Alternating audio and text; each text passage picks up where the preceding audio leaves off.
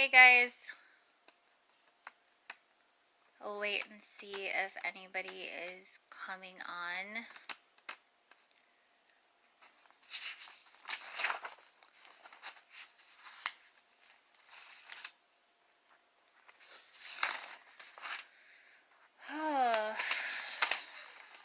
Today is super weird, super heavy, Venus shady, retrogrady. um, okay, so we'll just get started. I want to talk to you guys. Originally, I wanted to just talk about manifestation, but not manifestation in the law of attraction or the secret type of way, right? Because I think that those ways teach people to manifest and co-create in ways that are powerful, but it doesn't teach to create from a place of integrity within yourself, and why that's important and why that should be one of the most stressed things, right? Because manifesting is easy, and we're all always manifesting, and we're all always creating, and we can all create anything that we want to. But is it really of value for you if it doesn't really bring you true joy and happiness? Like, if it's not actually what your soul really wants for you, if it's not actually genuine for you as a person. And I have a perfect example of this. A couple years ago, I was in a manifesting group, and I bought this book from the woman, and I did all the work, and I manifested a tray that I designed and created, and my husband built, and I patented it, and I test marketed it, and I sold it, and I got a partnership out of it with a big name salon manufacturing company. I got a business team. I got the opportunity to possibly be in a startup that I turned down, and I manifested it because I had a set amount of money in my mind that I wanted to make. The foundations of who I am and what I want in this life were still there. But there were places within myself that I was out of integrity. And those places were very obvious, and they could be felt, at least to me. But I didn't want to know that. And so I continued with the business until it felt like my body just couldn't tolerate it anymore. That it literally made me physically sick, because what it might have looked like success, it might have been success in some form or some way, but it was success at the deprivation of myself, because I was out of integrity with myself. I thought that if I had this successful product, if I had this invention, if I had this amount of money and success in the business world, that I would finally get the respect, the recognition, and love I deserve from my peers, from my husband, from my family, my friends, my mother, whatever it was. And it was out of integrity with myself. So even if I didn't know those exact words, I felt it. And so I killed it. Like, I killed it, and it was such a relief. Even though people were mad, people had got involved, people wanted to be a part of it, they wanted to make money off it. It was such a relief, because it wasn't in integrity with myself, with me, right? And I think that that's one of the most important things to remember but yet it's one of the hardest things to do, to be in integrity with yourself, especially when you've been taught that you have no integrity, or that you've had your integrity taken away from you, or your dignity taken away from you. Because I feel like dignity and integrity are almost the same thing, right? And so it's such a hard thing when you don't know that it's okay for you to have integrity, or if you're afraid that you're gonna lose, like a lot of my core relationships were built around me not having integrity for myself, not true, real, powerful integrity for myself. And as much as I didn't want to admit that, there's so much truth to that. And you can't come home to yourself till you admit the truth to yourself. And it's crazy. To me, it's like crazy to see the ways that I have really not made a fool of myself, but really disrespected myself, because I was looking for love and validation in places that I had no business looking for love and validation. So I have searched outside of myself my whole life for love and validation, especially in the company of men. And when I was in relationships and they were abusive or degrading, or abusive or degrading, I always thought, like, I remember feeling like that's the truth. They know the truth about me, and that's why they're acting that way. And this is what I deserve. And that's true. What we learn as children about ourselves from our core relationships is what we carry in the world as a truth. And that's what I carried as my truth.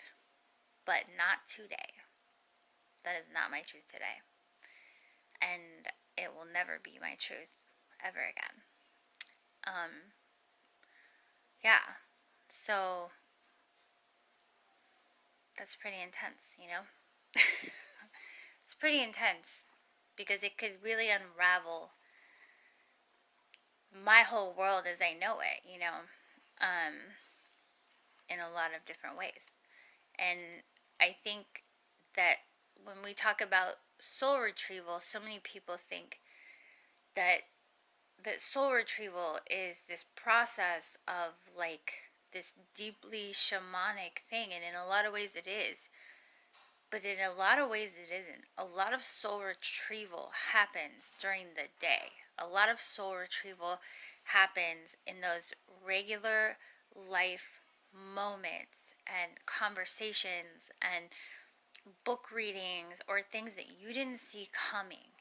And it's just as powerful as going to a healer or a shaman and actually doing the soul retrieval process. And so soul retrieval is really just the process of those broken parts of you, like how far you are from yourself, coming back into your wholeness. And that is really something that I'm thinking about today. I posted on my Instagram, that it's very like Venus retro shady, and it is, it really is. I have a malefic Venus. That's really real. And my relationship with my husband is sorry, is really built on a lot of trauma bonding, for sure. And there's a lot of beautiful, good, positive, powerful things in our relationship. But there's a lot of things that might not be appropriate for my spirit moving forward. And does that mean the end of the relationship? No. because we're a family. And I think it's important to realize that a family member can leave the home. A family member can leave the planet or their human form, but that doesn't take that family member out of the energetic equation of family.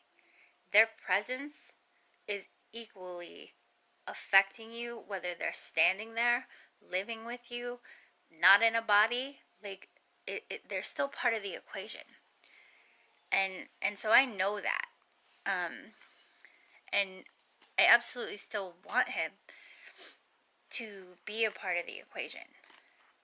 But what I don't want is for him to be a part of an equation or a relationship with me that would ask him to be apart from himself in any way, or out of integrity with himself in any way, or sacrificing a part of himself in any way for me. Nor do I want to do that for him. And that's a pretty intense thing, because marriage in itself, the way we're taught, is really built on these really fucked up principles. And it's an intense thing to try to unravel that, And so much of our relationship, I always thought that if I just loved him enough, that if I just cared enough, that he would love me like I love him. And I was lying to myself, because how can you really love someone if you don't really love yourself, like, in the most profound, powerful ways? We think it's love, but it isn't. And that's kind of intense. It's not kind of intense, it's really fucking intense. And it doesn't feel very good. Like, it feels really shitty, and kind of shady. Like, Venus shady. And manipulative, and embarrassing.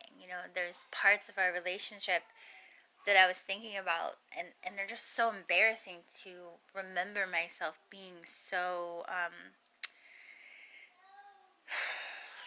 so desperate to be loved that I would be begging for it, even in the face of somebody being disrespectful to me. And not because they were bad, because, they're obviously very far from their self if they're being disrespectful and cruel to another person. But because I didn't love myself enough to know that I didn't need to beg another person to respect me, to uphold me, to love me, all those things. But at the same time, you can't ask that from a person who can't do that for themselves. So it's like, was I ever giving that to him as well? Because I didn't have that for myself. I might have it now, and now more today than ever, but I didn't then. So it's definitely coming up to look at. And there's definitely a lot of change happening. And I don't know where that's going. And I don't know what that means. And I don't really need to. Because I think worrying is the stupidest thing you can do. And we're also worried about everything. And we're so worried about death and getting sick and COVID and all this shit. And it's like, death is never not right there with you. You can't avoid death. You can't avoid trauma. You can't avoid pain. You can't avoid suffering. You can't avoid it. It's going to happen. And it doesn't mean that you're bad. And it doesn't mean that you're wrong or that you fucked up or God's punishing you. It's just a part of the story. And that's it. And I think the more that we accept that the easier life will be. So there's that. So back to the manifesting part. I was working on some of my money stories last night. And I really have a jacked up relationship to money. Because it was very confusing for me growing up. My grandparents had a lot of money and they were very dominant in my life. And so it was always like, you can have whatever you want. anytime you want it. But my father came from extreme amounts of poverty, and his behavior and his feelings about money and things were drastically different. And so were my mother's. There's a lot of conflict around what money was and the beliefs around money. And there's a lot of poverty consciousness around my father, and not a lot of poverty conscious around my mother and her family.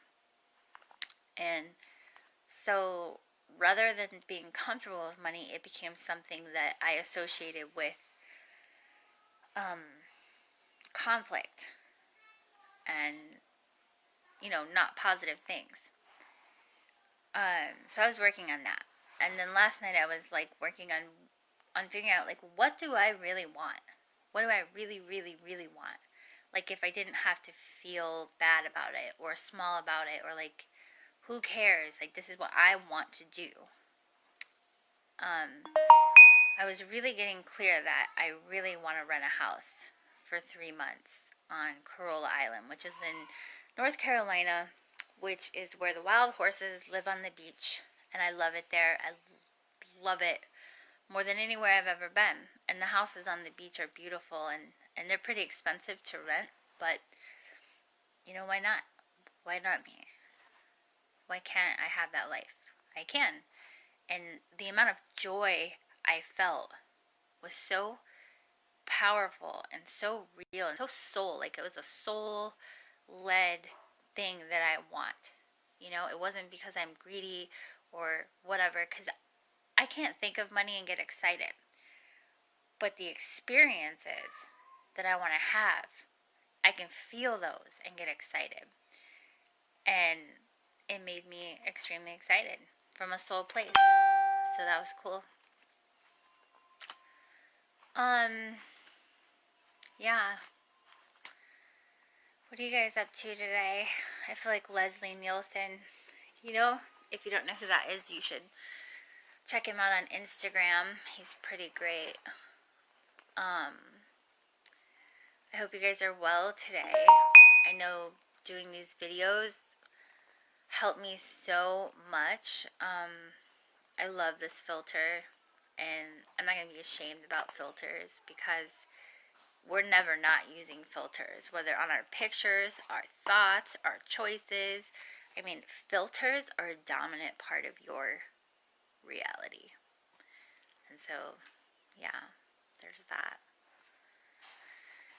Alright, well, I hope you guys are manifesting and creating a timeline and a reality that is in integrity with your joy and your soul purpose. Because I know I am finally doing that. And it has taken me a long time.